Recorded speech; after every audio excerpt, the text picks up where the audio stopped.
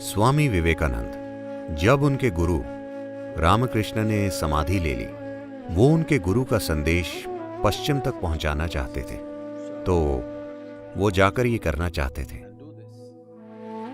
मगर वो शारदा देवी की इजाजत लेना चाहते थे, जो रामकृष्ण की पत्नी थी। वो बोली, नरेन, क्या तुम मुझे ये चाकू पकड़ा सकते हो?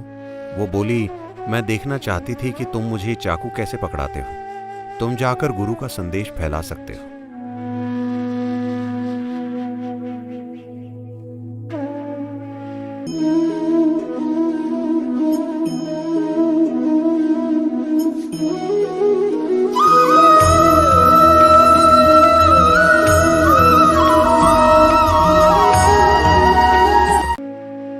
आध्यात्मिक होने का मतलब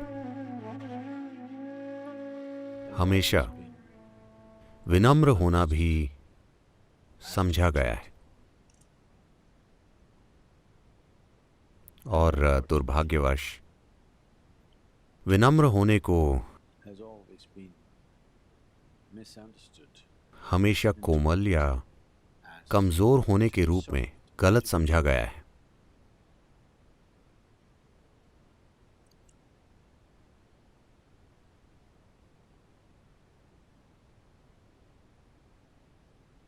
कमजोर अपनी मर्जी से विनम्र नहीं होते,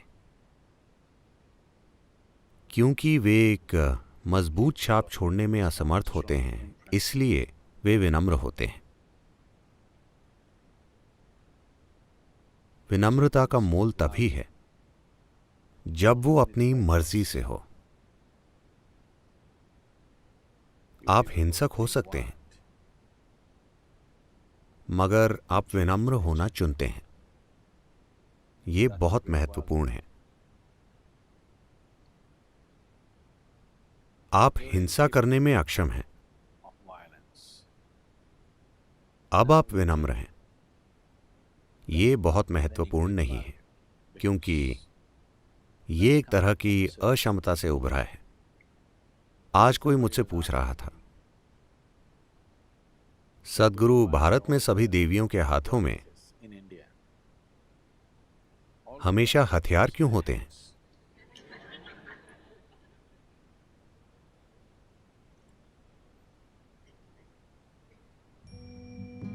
क्योंकि हमारी भैरवी, हालांकि उनकी आंखें हैं, उनके हाथों में कोई हथियार नहीं है। 10 हाथ और कोई हथियार नहीं,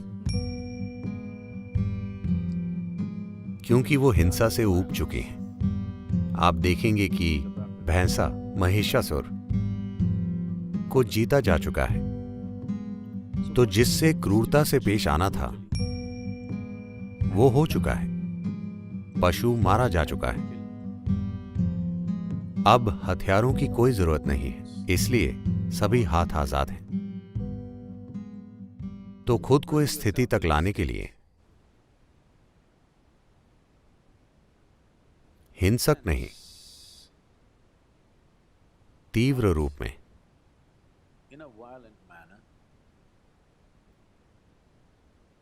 तीव्र, वो जीत में तीव्र हैं। उनकी ऊर्जा तीव्र है, उनका परमानंद तीव्र है। उनकी तीव्रता हिंसा नहीं है। ऐसा नहीं कि वो इसमें सक्षम नहीं है, बस उन्हें अब इससे कोई मतलब नहीं है। व्यक्ति की क्रियाशीलता के विकास में अगर आप क्रियाशीलता का क्रमिक विकास देखें, किसी कार्य का शुरुआती हिस्सा हमेशा हिंसक होगा। जब आप किसी चीज में माहिर हो जाते हैं, तो आप देखेंगे कि आपके कार्य की वो सख्ती खत्म हो जाएगी और वो अधिक से अधिक कोमल हो जाएगा, और उस कार्य में कोई हिंसा नहीं होगी। बल्कि तलवारबाज भी, जो महारथी है, सिर्फ कोई नया ही इस तरह आह करता है। महारथी बस एक वार करता है और हो गया। कार्य में कोई हिंसा नहीं है।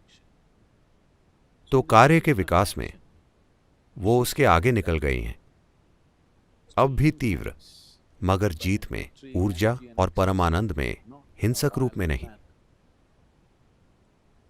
यहां उस तरह के कई प्रतीक हैं। अगर आप अपनी आंखें खोलकर देखें, जहां वो तीव्र है मगर हिंसक नहीं है। क्या हिंसा में कुछ गलत है? ये सही और गलत का सवाल नहीं है, ये बस जीवन को संचालित करने का एक असभ्य तरीका है। अगर आप कहते हैं कि हिंसा बुरी है, इसका मतलब है कि आप अपने एक हिस्से को खारिज कर देंगे और आप अभी उससे छुटकारा नहीं पा सकते, क्योंकि वो खत्म नहीं होगा। वो कई रूपों में बाहर आएगा।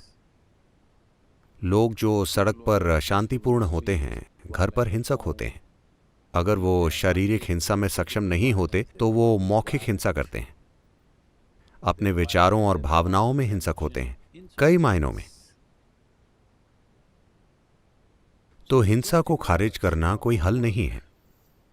हिंसा को एक अधिक प्रभावशाली कार्य में विकसित करना जरूरत हिंसा की नहीं है, जरूरत तीव्रता की है।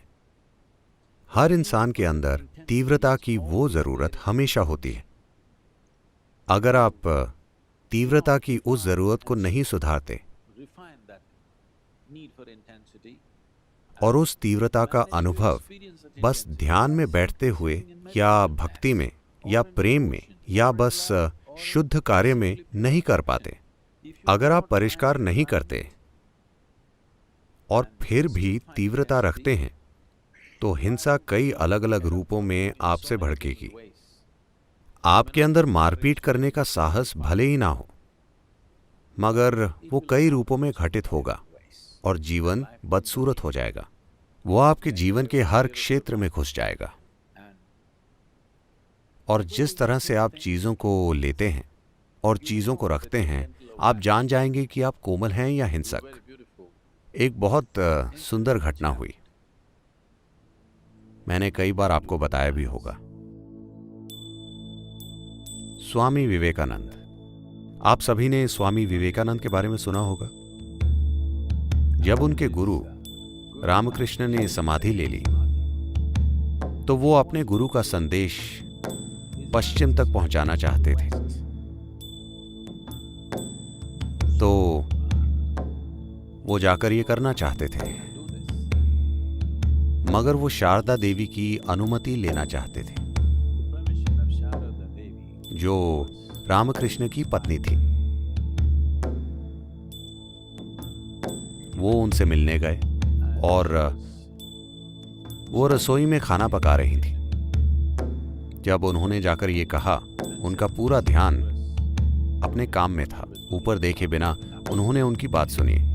वो बोले, मैं पश्चिम की दुनिया में जाकर अपने गुरु का संदेश फैलाना चाहता हूं, क्या मैं जाऊं? तो जो काम वे कर रही थी, उससे नजर उठाए बिना वो बोली, नरेन, क्या तुम मुझे वो चाकू पकड़ा सकते हो? तो उन्होंने चाकू उठाकर दे दिया। वो एक खास तरह के व्यक्ति थे, इसलिए उन्होंने उसे खास तरीके से दिया। उस तरह से नहीं, उन्होंने एक खास तरीके से दिया। उन्होंने चाकू लेकर उसे एक तरफ रख दिया और बोली, तुम जा सकते हो। तब उन्होंने इस पर ध्यान दिया और बोले, आपने चाकू क्यों मांगा? आपको कोई सब्जी नहीं काटनी है, सब कुछ पहले ही बर्तन में है, पहले ही बर्तन में पक रहा है।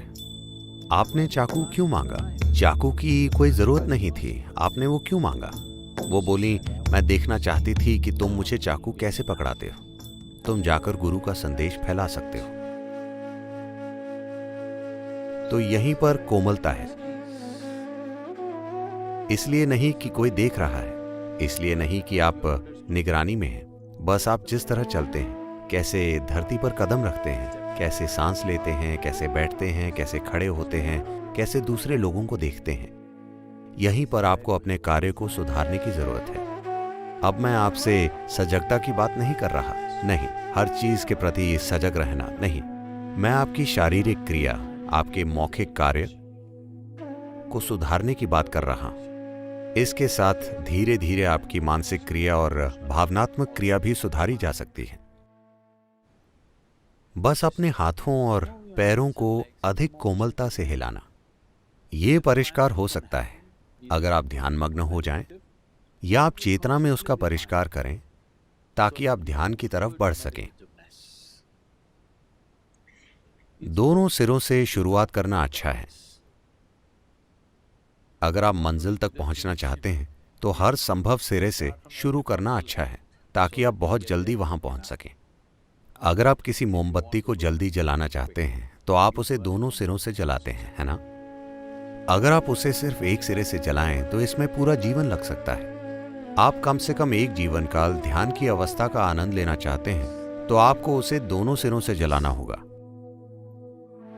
तो आप भले ही ध्यान कर रहे हो, मगर अपनी शारीरिक क्रिया को चेतना में सुधारना। जिस तरह आप अपने हाथ चलाते हैं, जिस तरह आप अपने शरीर को चलाते हैं, अपनी सांस को चलाते हैं, अपने शब्दों को चलाते हैं, ये ढोंगी होना नहीं है, ये चेतन होना है।